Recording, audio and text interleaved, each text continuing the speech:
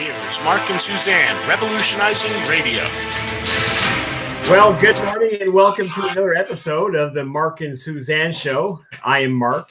She is Suzanne. We're glad you joined us here as we revolutionize or continue to revolutionize radio. And as we say often on the show, boy, does it need revolutionizing. It is about as stale as a stale slice of bread that's been left out on the counter for 6 months. It's the same thing over and over again, especially with what's coming tomorrow, the latest, most important election of our lifetime.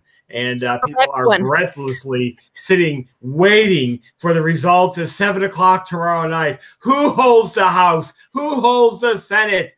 Will Trump's agenda be affirmed or will it be declined? We don't know, but people are waiting out there breathlessly to see the results. Again, I'm Mark. She is Suzanne. Welcome to the show, guys. And hello, Suzanne. How are you doing? I'm doing great. Thank you, my friend, for having me on with you. Jeff, I want to thank you, Jeff Johnson, who is doing the production. We couldn't do this show without him. Thank you for all your hard work. Want to remind people they can listen to us live. We have a Radio Co link on our Facebook.com, Cerberus Radio Network page. We have YouTube links up on our pages, on my personal page as well. The live Radio Co link, that plays content 24 hours a day. Greg Carpenter adding new Liberty Minutes on there. Did you want to say something, Jeff? I hate to interrupt you, but if people are having a hard time finding it, the very first, Greg Carpenter tagged it on our Facebook page. The very first thing you come to as you scroll down is all the links to the show. I mean, I don't know how much more simple we can make it for that than that. It is right. The very first thing you'll find is all the links, whether it's YouTube or the load data or the main Radio Co feed. Yeah, you know, go to our page also and hit see first. That way you'll always see where our content is, how to listen to the show as well. And to be fair, I had just posted an announcement that said that we were going live at 10 o'clock Eastern time, and there wasn't a link there because we had all the others. But when people scroll through their apps or look through, that's what they see. But, you know, just repeat. This is where you can find us. We have our Cerberus Radio Network page. We have our CRN fan page on Facebook. We also have a SoundCloud page. Please follow that. Share our downloads as well. You know, trying to just rely on the Facebook algorithms or the boosting of the posts. Watch a show called The Creepy Line, and you will see that we have a message out there, people like us, that Facebook and Google really don't want to become pervasive. Watch that movie. I think we should do a show about that as well, especially when Greg Carpenter can join us. We have other shows as well playing on Radio Co. And Mike Meharry from the 10th Amendment Center, we have some of his podcasts as well as Shift Gold. And I'm going to be recording actually a podcast with him for Shift Gold on preparedness. I think as we are coming to the conclusion that unless we really wake up, the Marxists are going to win. In fact, they may have already, which is why we are trying so hard. At the worst case, if we can preserve the truth for posterity, maybe people can learn. And in the meantime, be prepared, know how to outlast any kind of calamity, whether it's natural or man-made. So that's coming on up. Mark, what's on your mind today? Well, this is actually dovetails perfectly into where kind of I think everybody needs to go. It's away from these mind-trapping arguments about the status quo and into a brighter, better future. You know, I recently have formed a Facebook group about political philosophy. It's called Organizing Societies. And by the way, if you'd like to be part of that, you can contact me on my Facebook page, Facebook/Mark Kreslins, and we'll talk about it, invite you into the group. And I've asked people to come in who really want to think about the future. The past is behind us, folks. You can't go back and fix it. And all these incessant arguments about who said what and what time and what they actually meant and all these debates that seem so pithy and profound on Facebook, but actually changed nothing. I just am weary of it. I'm tired of it. It doesn't mean anything. Here recently, we've seen a explosion of commentary about the 14th Amendment and natural citizenship. And everybody's making their arguments out there on the 14th. Well, it means this, it means that. Supreme Court said. Yeah, exactly. Do you see the actual fallacy of thinking that matters? It doesn't change anything. The 14th Amendment means whatever those in power want it to mean at any given time. This has been demonstrably proven since 1925. Whenever they want to do something, they do it. It means whatever they want it to mean, folks. So you can be an originalist, you can be a textualist, you can be a pragmatist about the Constitution. It doesn't matter. None of that matters. So I have taken the decision to decide for myself, I'm going forward. I'm not looking back anymore. I mean, does it need to be any more clear? We murder 3,000 babies a day in the exceptional American Union. We have stolen billions are going to be stolen today. You are scared to death. I don't care how much of a keyboard warrior you are. You are scared to death of the federal government, because if they came knocking, you'd be quaking. The next phone call would be to an attorney and say, help me. You are terrified of this thing. Don't be so proud to say, oh, not me. They can come and get me. Yeah, right. When you're in jail somewhere because they put you there because you refuse to comply with their edicts, let's see how brave you are there. Folks, you can't get stuck in arguing over the status quo. There's no solutions to the status. There are no status quo solutions. Tomorrow's election is meaningless in broad terms. In my state here in Oklahoma, there are some constitutional questions I'm going to vote on, and that's about it. And I'm going to vote to not retain any of the judges.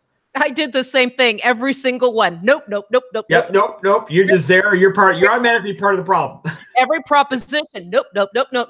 Say just say no to everything. Every single one. Here's something else I want to mention too. You know, Mark, we talked about how people are absolutely terrified of this national government. Pardon my French, but by the same token, we can't turn away from it either. People are afraid to abandon it in its present form, even though doing so would be completely in conformance with the Constitution.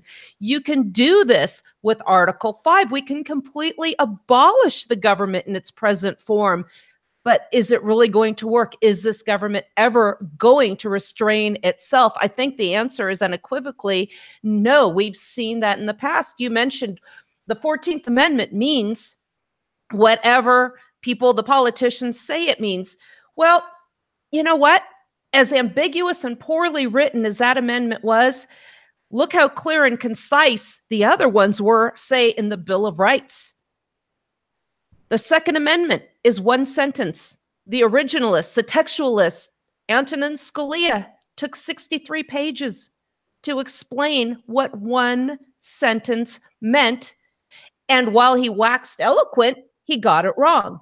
Look at my article. I wrote it for the 10th Amendment Center. You know, people say, well, why do you talk about all these constitutional arguments in history? Because I'm trying to point out the futility.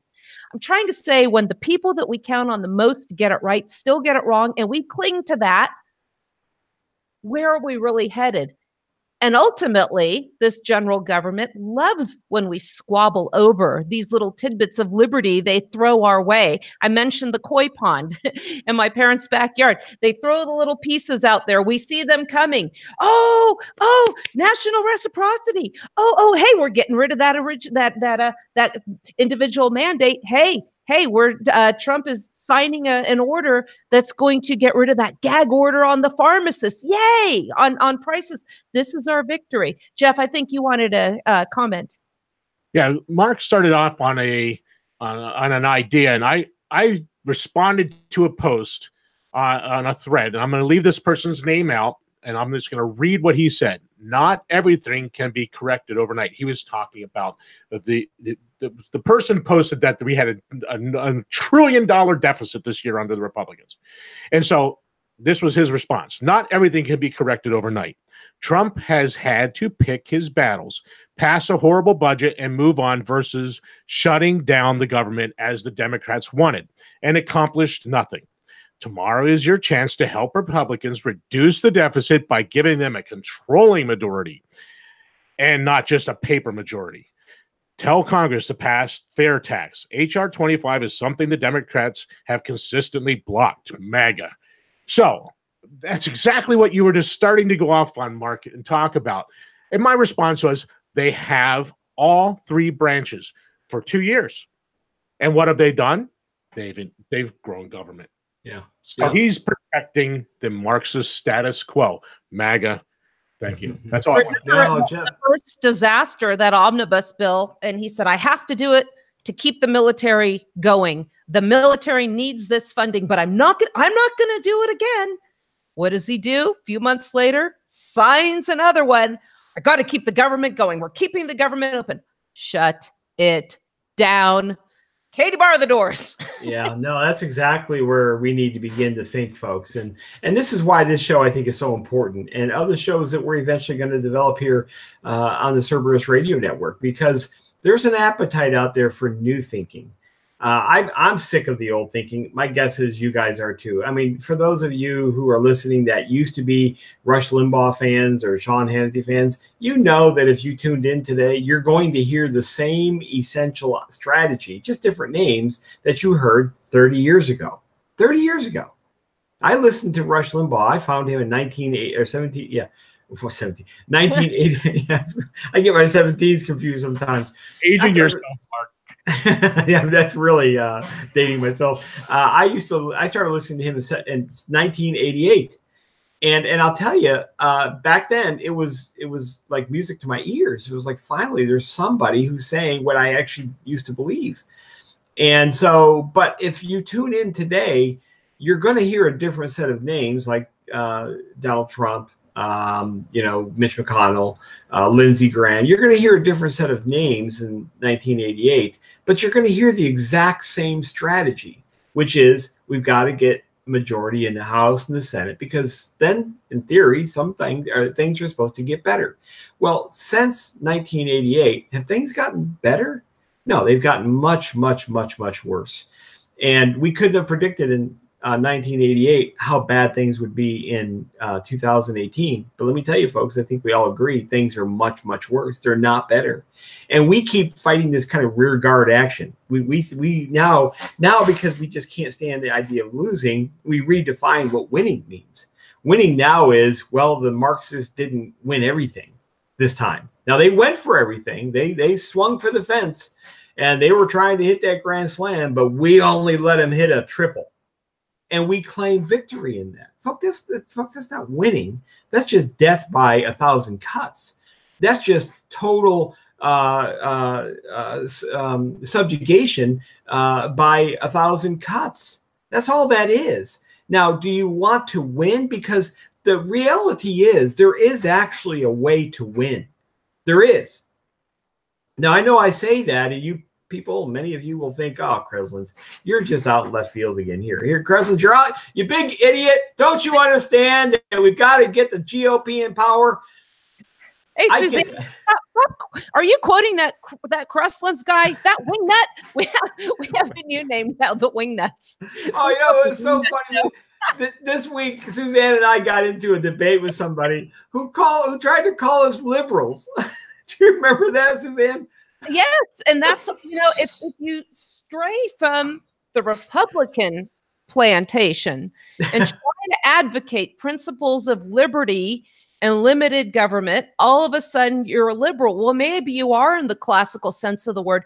We don't even know what the names mean anymore. No. People conflate nationalism and federalism. The national government is the same as the federal government, when during the time this new government was proposed, they were diametrically opposed forms of government. Now they've become synonymous. You hear people like Andrew Wilkow, yeah, go ahead and take those statues of Democrats down.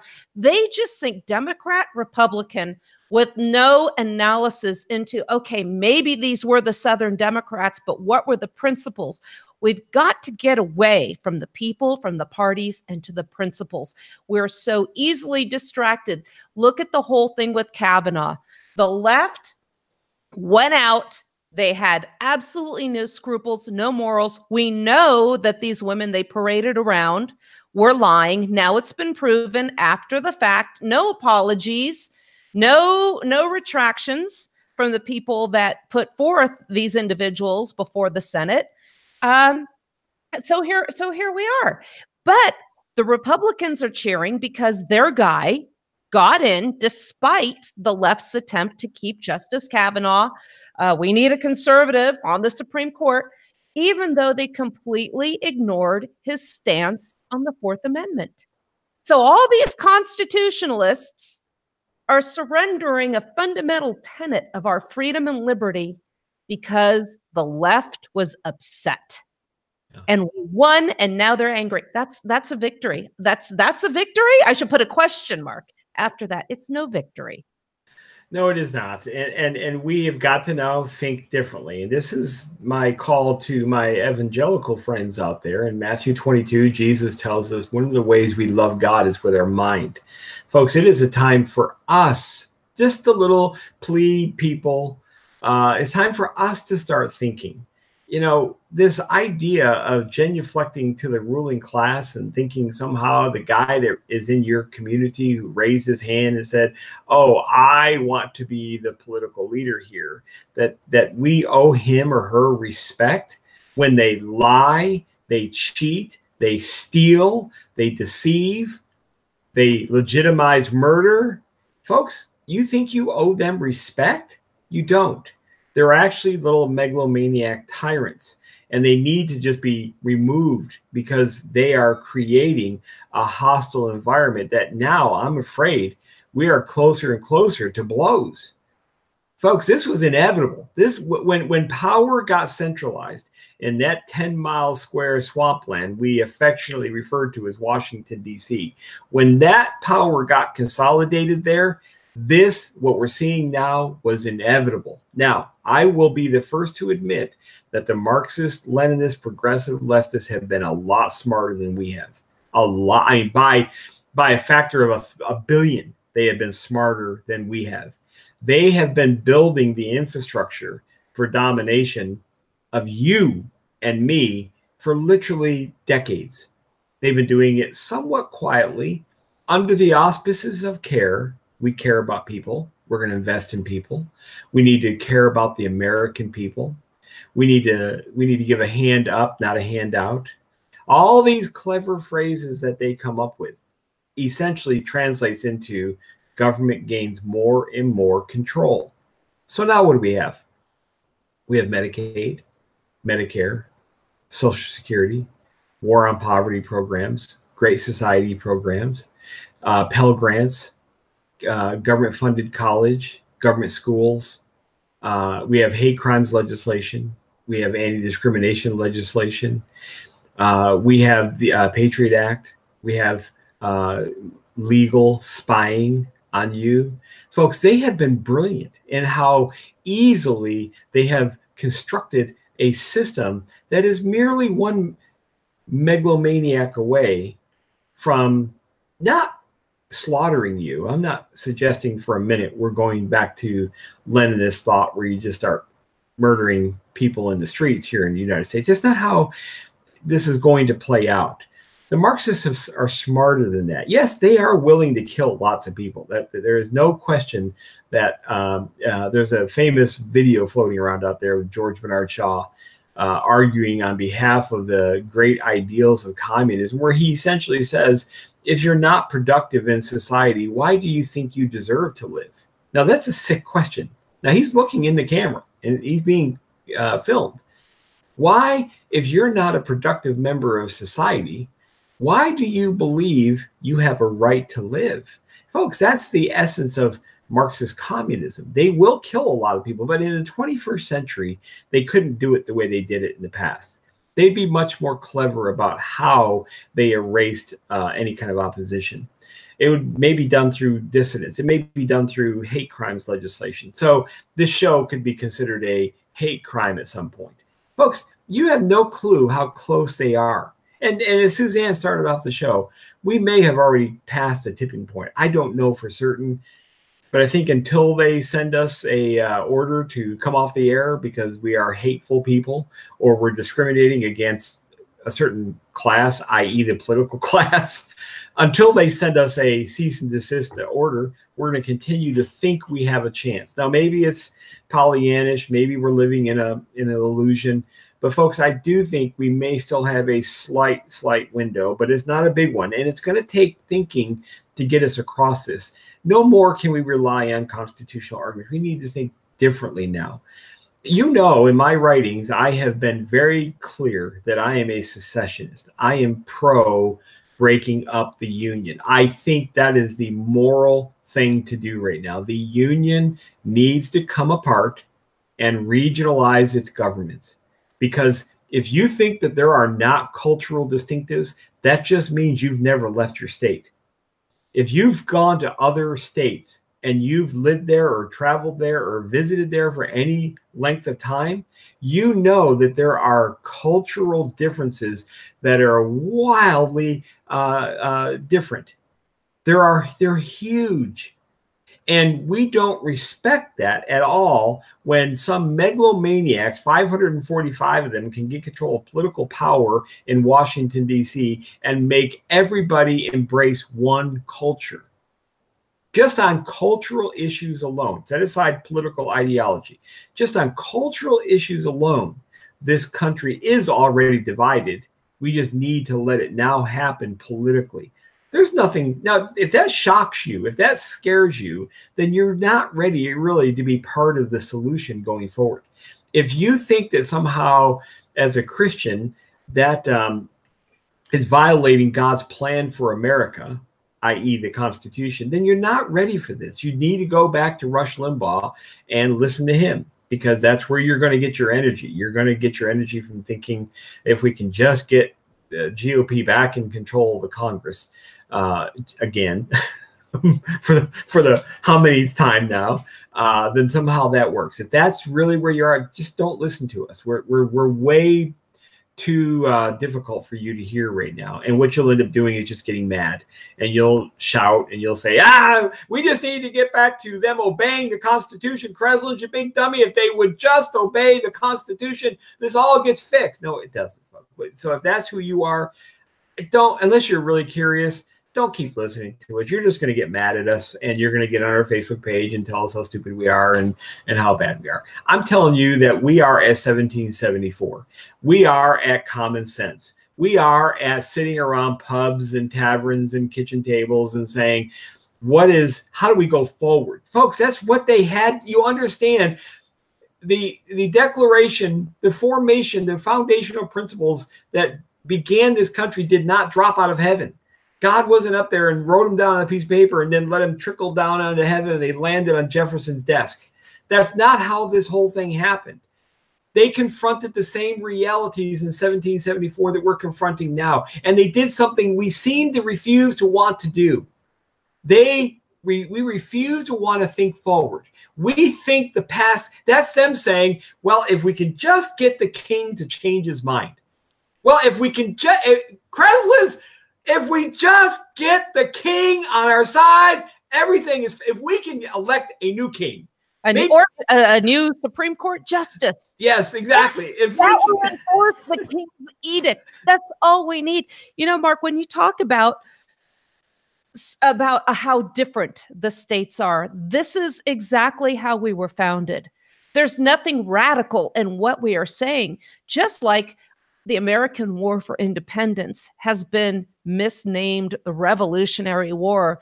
These were people that were seeking their rights, their traditional rights as Englishmen. We are seeking our traditional rights, going back to our founding principles. That's all we want.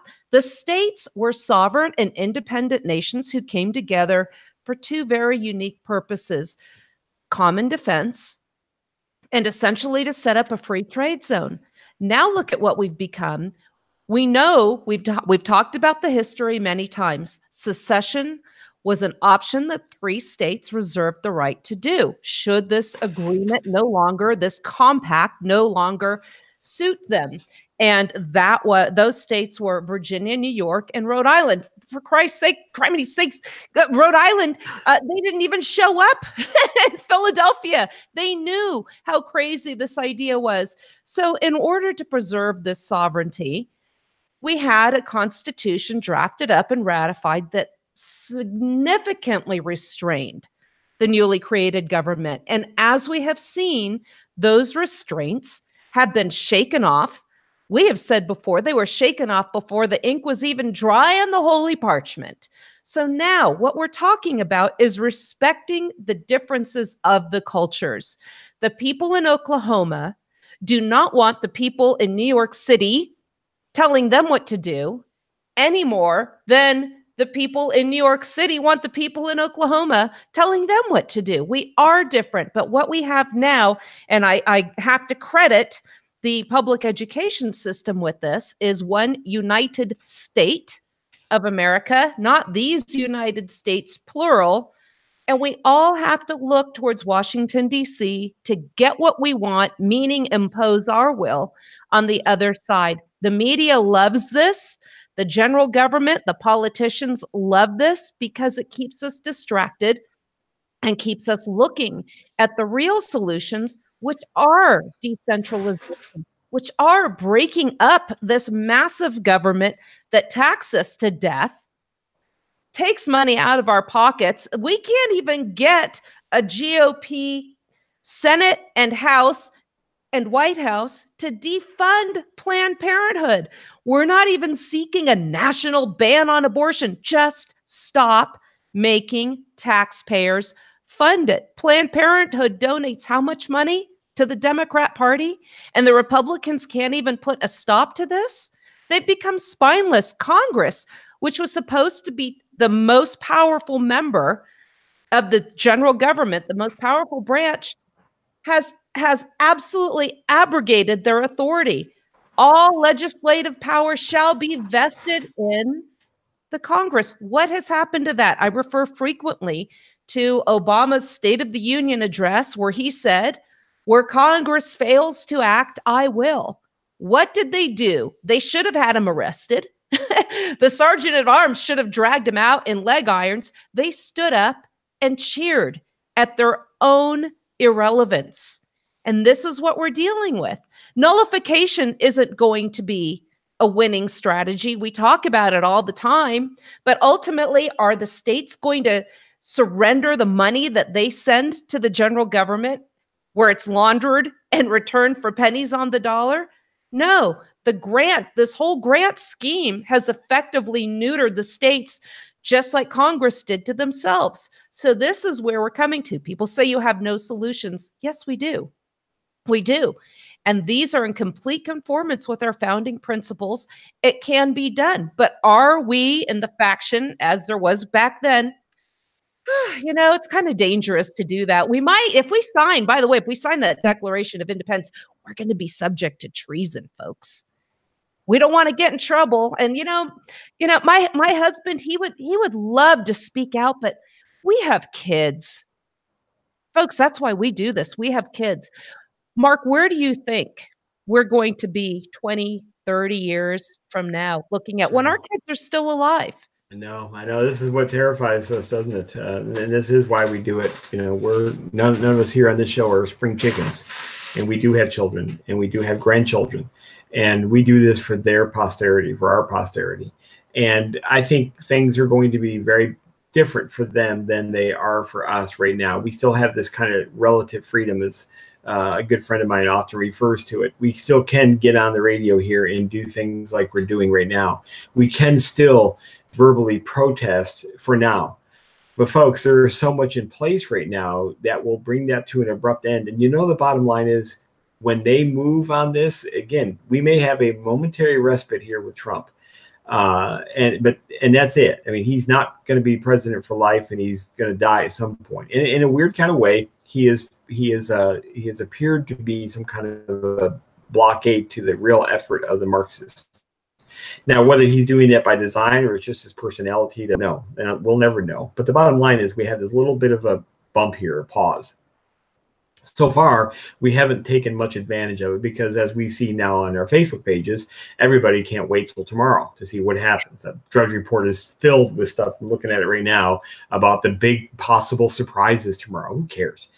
But I love you guys here in our listening audience, because you stay with us, because you agree with us. We just happen to be on the air. But I bet you if we were sitting over coffee somewhere or in a restaurant somewhere, we'd be having these conversations. I'm getting messages here from Jeff, who's one of our listeners.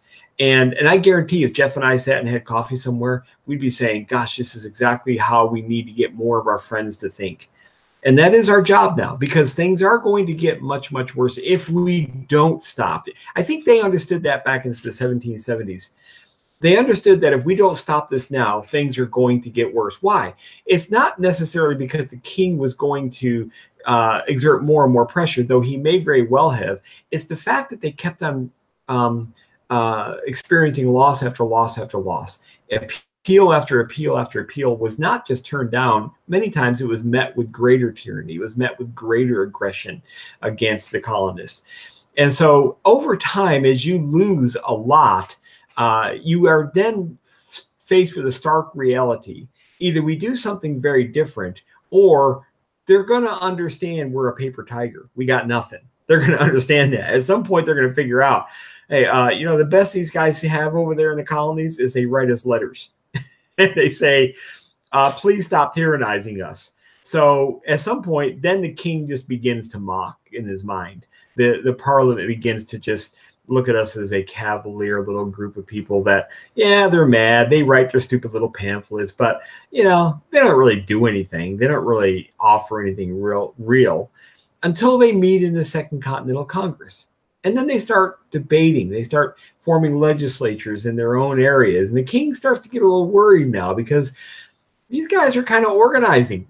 They're starting to claim some uniqueness to their growing societies that we didn't create, they did.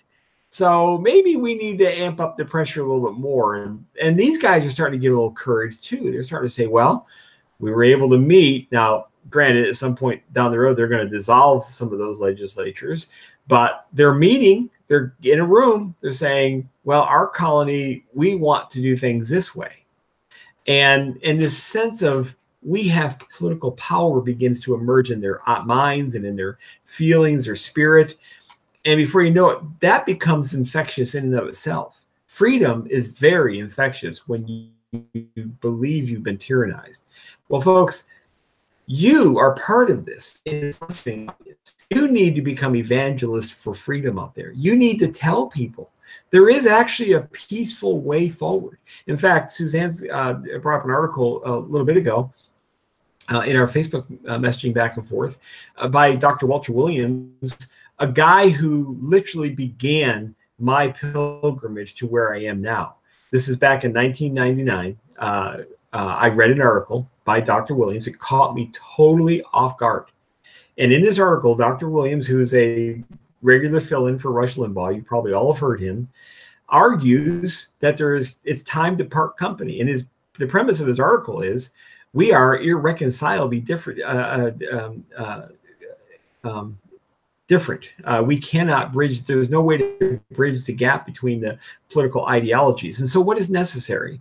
He calls it political divorce, peaceful. I add the word peaceful because I believe it can be peaceful. But he argues for political divorce. I emailed him shortly after I began radio. I said, Dr. Williams, do you still agree with what you wrote back in 1999? He sent back an email, a very nice email, and said, of course. And that became kind of a friendship I developed with him over time. He absolutely still believes it today, that the country needs to come apart. Now, he's a pretty distinguished economist at George Mason University. He's well respected in his field. This is not a guy that hasn't built some credibility.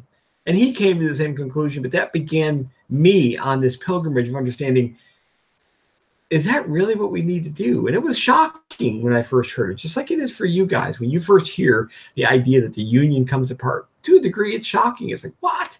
We're the United States, and we throw off fireworks every July 4th, and we have Veterans Day and all this stuff.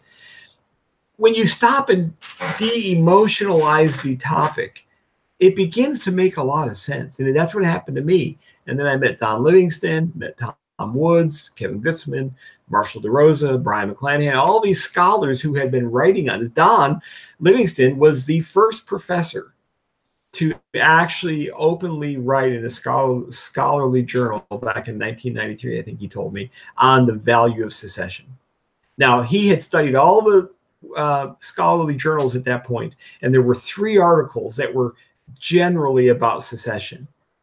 And Don, he and I were talking just the other day, and he says, I'm so embarrassed about what I used to think back in 1993 compared to what I think now. But even he went through this kind of evolution of thought to where he is now. And then that just began to confirm my suspicions about something was wrong, and I didn't really know why it was wrong. Well, I found out why it was wrong. And now I'm saying we can't fix it with status quo solutions. You got to think forward into a better time when the country is broken up into regional governments, where the tensions are reduced because the left can occupy its area.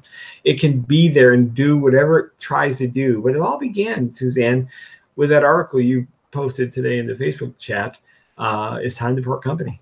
Well, and I think this takes, sometimes I find in my personal life when I'm surrounded by chaos and conflict, is just quiet reflection. Stop watching the mainstream media. Stop watching all the news. I don't watch it. People probably think, what business do you have coming on and speaking about politics when you don't even watch the news? It gives me a clear head. A while back, I posted a video that showed all of these different newscasters saying the same thing, and it played it in unison. There's some wizard in the background writing this script, and I don't care if it's Fox or CNN, they're talking about the same thing. And the message is safety, safety. We want you to be safe. Equality. They have all these feel-good platitudes that keep people distracted and keep people like us. I guarantee the Mark and Suzanne show, Revolutionizing Radio, is not in that video. Quiet contemplation. Read these articles. Stop listening to these talking heads. It's a lot easier to have the TV or the radio on in the background than it is to sit down and read some of these philosophical discussions. Don Livingston is a genius. He's a philosopher. He's not a politician. And that book, Rethinking the American Union for the 21st Century, if you think that we're a bunch of wingnuts, there's something called remedy and equity, equitable remedies in the court of law. You have damages that are paid if there's a breach of contract. Well, sometimes damages cannot be ascertained. And when there is a breach of contract and damages cannot be ascertained and be awarded, the equitable remedy, meaning what are we going to do that's fair, is to rescind the contract.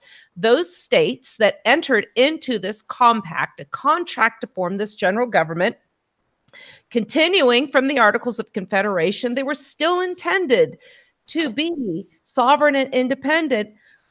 The general government breaches its contract. It did from the beginning. It has now. What is the equitable remedy? Rescission, secession. They can leave the Union. In fact, northern states threatened to do it as well. Why is the fact that New York threatens secession, particularly New England states, as a result of the Louisiana Purchase, also of dubious constitutionality? Jefferson and Madison disagreed on that. It's not crazy thinking. It's the lifeboat is sinking, or the Titanic is sinking. Do you want to rearrange the chairs or get on a lifeboat? We have that option. We can have these conversations. And what Walter Williams talks about in this article, I have to say it's something that I had come up with as well. And we talked about it on this show. We are in an abusive marriage. We have an ability to leave a marriage that becomes abusive. Some people choose not to because of the Stockholm Syndrome. We are so convinced that this is the only option we have that it just becomes, it is literally life or death to keep the house. This is what I am hearing. I mentioned before a luncheon I had gone to with some ladies, and it was the announcer, the president of the little group, says, okay, everybody, just want to remind you, vote Republican straight on down the line. And one woman asked me, what do you think about us doing calls to get everybody to vote Republican? I said, go ahead. If you think that's a good use of your time. I don't think it is. Oh my goodness. This woman went off and then said how important it is to keep the house, even if we reach across the aisle. I said, okay, so where does that get you? Reaching across the aisle. Mark, that is how we get these non-victories. If we cannot be absolutely steadfast in our beliefs and our goals, what is the point? Because ultimately they win. And we see this now with the education system, the indoctrination. It has gone way, way beyond the one nation indivisible. It has gone now to indoctrinating kids. Look at how many of them want to live under a system of communism. This is what's scary to me, is these are our future leaders, and they're the ones that want to go full on communism. There was an article, I think it was on NPR or PBS, one of those, that said Utah's about to turn blue because of all the young voters getting out there. These teachers, they're talking about getting these kids, go vote, vote, vote, vote, vote, and vote Democrats straight on down the line. Our ballot proposals, our propositions out here in Utah, gerrymandering, that went down in California, where they said, we're going to have a neutral organization to redistrict these congressional districts in a fair manner. In a fair manner, we have areas that are conservative.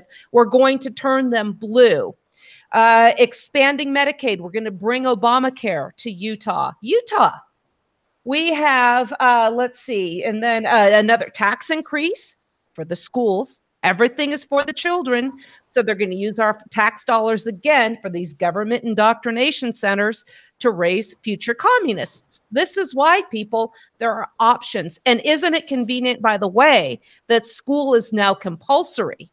Back when I was growing up, if I went on vacation with my parents, I just missed school.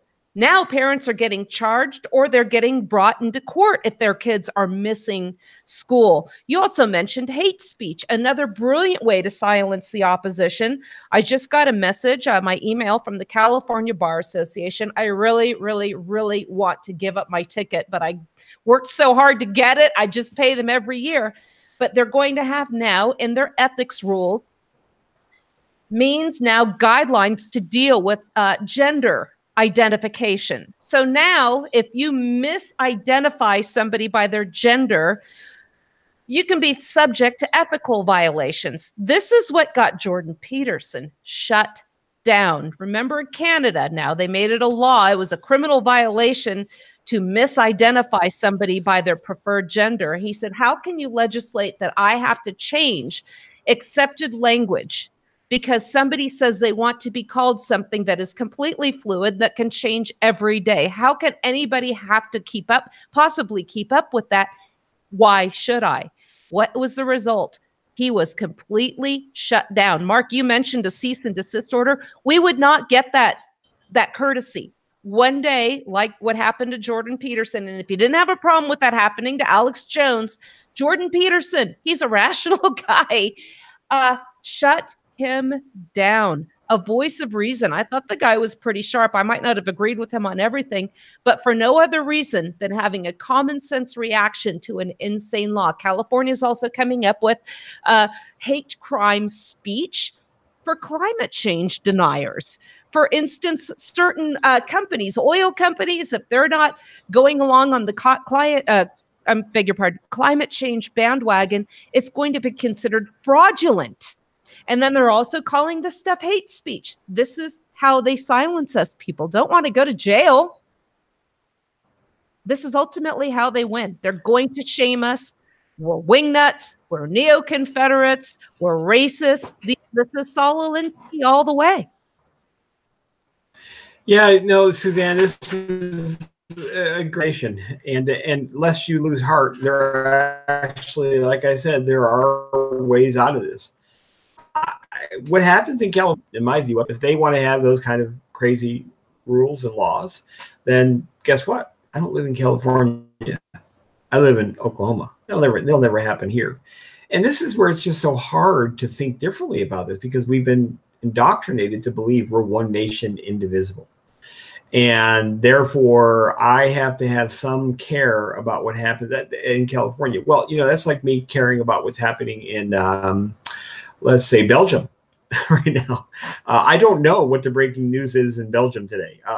Give me a second here. Hey, Jeff, can you pull up the breaking news in Belgium so I can get all excited about it and rant about why the Belgian parliament shouldn't do this and that? But you know what? Folks, here's what's scary. We have a very small window of opportunity to do this because it's going to be too late.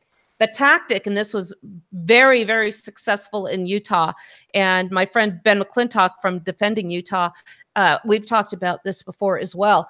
We know Utah is very heavily dominated by the LDS Church politically. Salt Lake City was a very conservative place at one point. By design, the LGBTQ community had a mass migration and settled into this city. And now this is San Francisco of the Wasatch Mountains. And they know, just like they had during the whole the territories and the whole issue of expansion of slavery into the territories, look what happened in Kansas. We had a mass influx of people to change how the policy, because of popular sovereignty, was going to go with slavery. They're just, every time you have a state that's conservative, what do they all have? A university. They get the universities and the big cities, the people coming in there, the people that work there, the people that are educated there. And that is where the rust spreads. That is how this Marxism, this cultural Marxism, permeates conservative places, even like Oklahoma. You got it out there. Look what happened to Utah. Eventually, unless we decide it is time to break this up, they know they can win by simply populating conservative areas. That's their strategy. It's been wildly successful. Indeed, they are. And so I think I'm actually just go ahead, Jeff. Did you want to comment? That I could find Belgium, but hey, the Thunder beat the Wizards on the second. I did see that, and that's always my fallback position. I'm doing sports news if this all crashes and burns. But I am bringing up the Belgium news right now, and apparently the Duchess has been found to maybe be from a different father. That's so important to me. I have to report on that. Folks, I want to get to the point. I do, and I hope you do too. I don't want to get to the point where I don't care that much about what California does, except for maybe how it might impact Oklahoma. We don't think like that because we've been trained, we've been indoctrinated, we've been brainwashed to think about the nation. So what happens in California, even though I don't live there, somehow affects me. And it doesn't really, other than it's an idea generator for what turns into national politics. So this is the problem. This is always, Suzanne and Jeff, we've had this discussion for literally years now. This is the problem with using the word nation, because nation focuses us in on, I'm a busybody. And the reality is we all become busybodies. We all become, well, it does matter to me somehow in some abstract way what New York City does. Folks, I live 1,300 miles away from New York City. They can fire a gun there today and it will not hit me in Oklahoma. They can shoot towards Oklahoma and they cannot hit me here.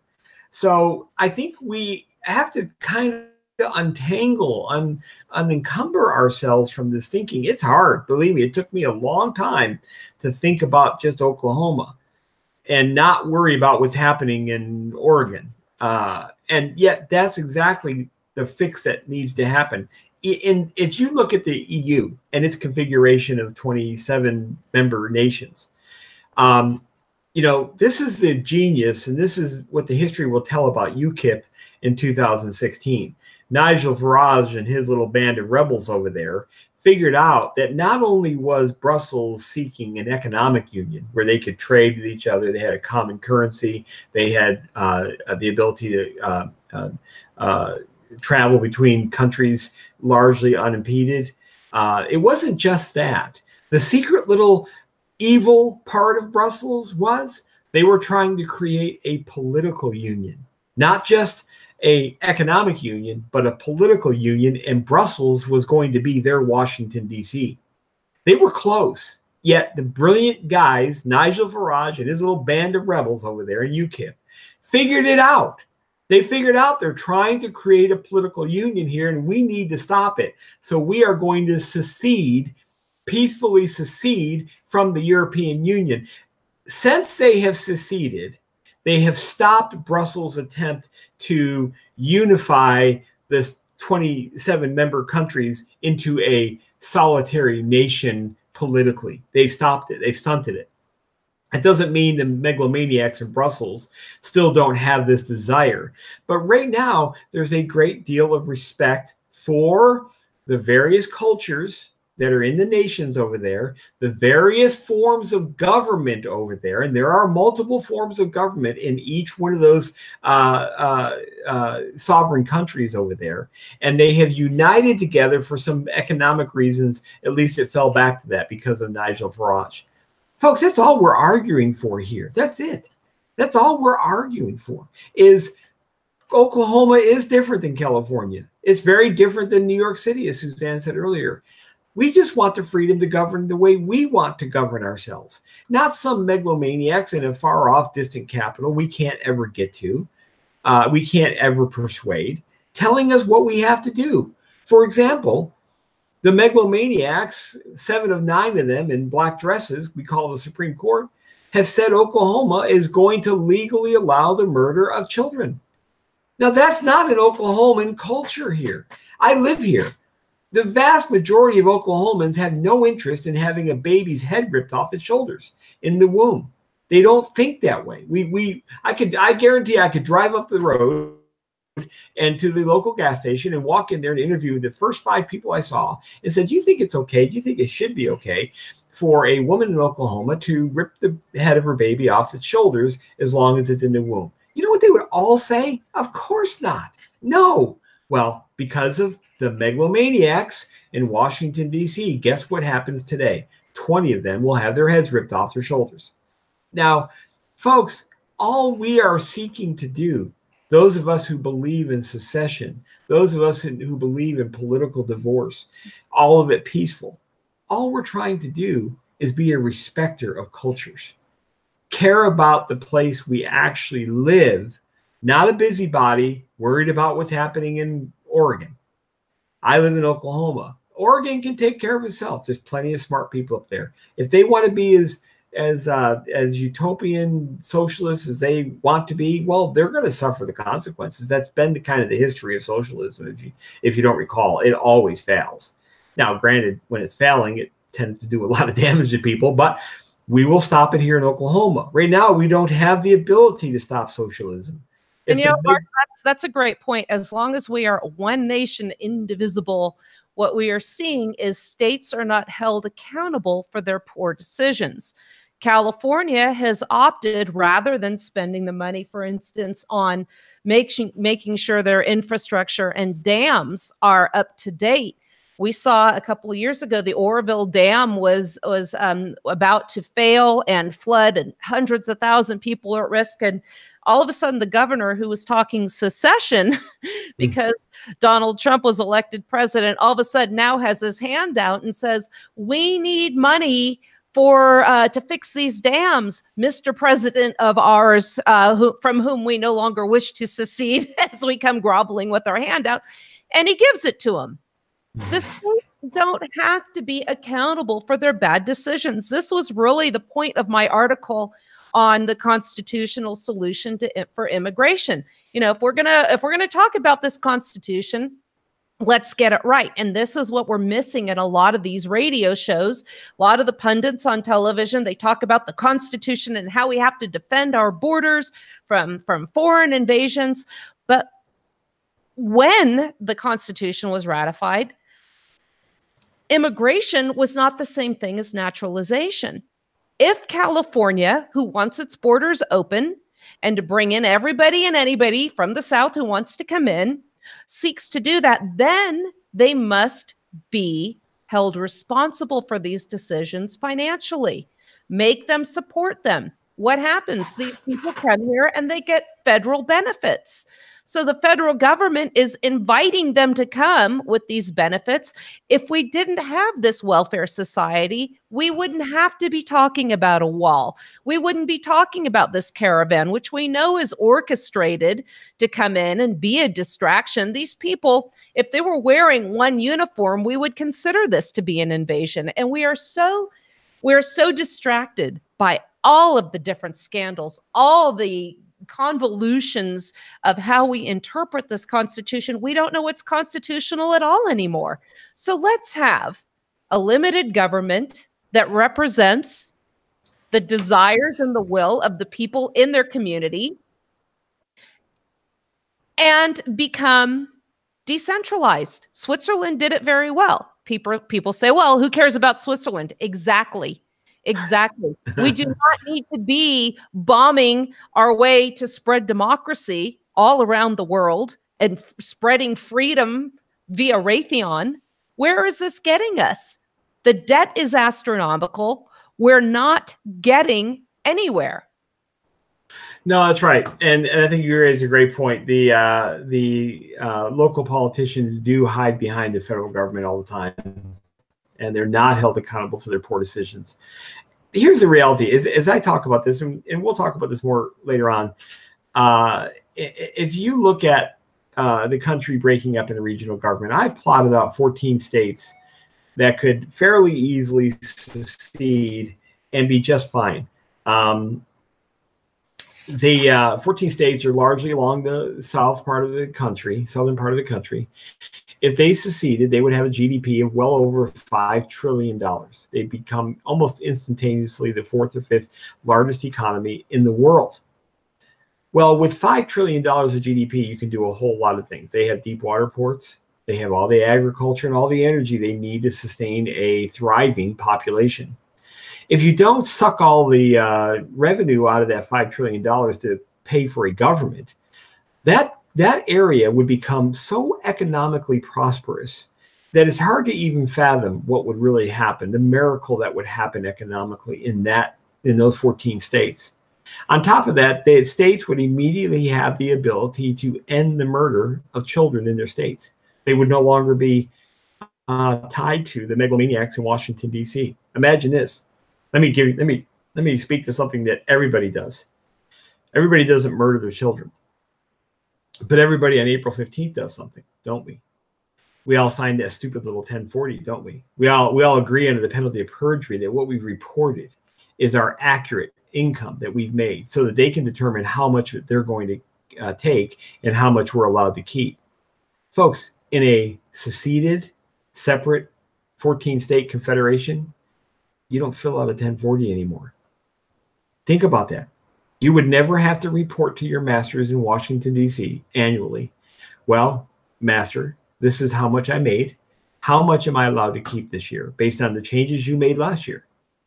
What changes have occurred that I now may be aware of or maybe not be aware of, but held liable for if I was not aware of it? Folks, think free. Think that way. Now, I would want to live in a confederation that would never, ever create that kind of system again. And I would argue as strongly as I could, don't ever create a national government ever again that can affect all 14 states. Live within your state. Pay attention to your state. Don't worry about what California's doing. Don't worry about what New York City's doing. We have to right now because they tend to get in power in Washington and then make everybody do what they want to do. I get that. That's why we need to secede, folks. That's why we need to break up and regionalize our government. So, folks, this is the kind of radio you get here at the Cerberus Radio Network. We're not afraid to go into uncharted territories, which really isn't uncharted if you know the 1770s. We're not afraid to go there. In fact, we're proud to go there because it's in the finest traditions of our founding. It's not in the weakest traditions of our founding. It's in the finest traditions of our founding. Folks, I hope you have at least been inspired a little bit by our show today. And if not, Suzanne's going to continue to talk on the on her other programs and write as she does so courageously. But folks, I really am encouraging you to stop and think about these issues. By the way, there is an event in Dallas this weekend. I hope you're planning on attending, Mark. Yes, I am. And that is going to be in Dallas. At the Abbeville Institute is hosting a symposium on the revival of secession and nullification. Some very brilliant minds are going to be addressing the audience there. Jeff Dice from Mises Institute, Michael Bolden from the 10th Amendment Center, Don Livingston's going to be there. Really, really look forward to that. And if you can't go, at least get the book, Rethinking the American Union for the 21st Century. We're about out of time. You will be hearing more from us, and we do have some plans to make some changes here on this network, address you more often. And I want to thank you all for listening. Mark, thank you. Jeff, thank you for producing the show. Suzanne Sherman, Jeff Johnson, Mark Cresslin's here on the Mark and Suzanne Show, revolutionizing radio on the Cerberus Radio Network, defending liberty and freedom from the flames of tyranny.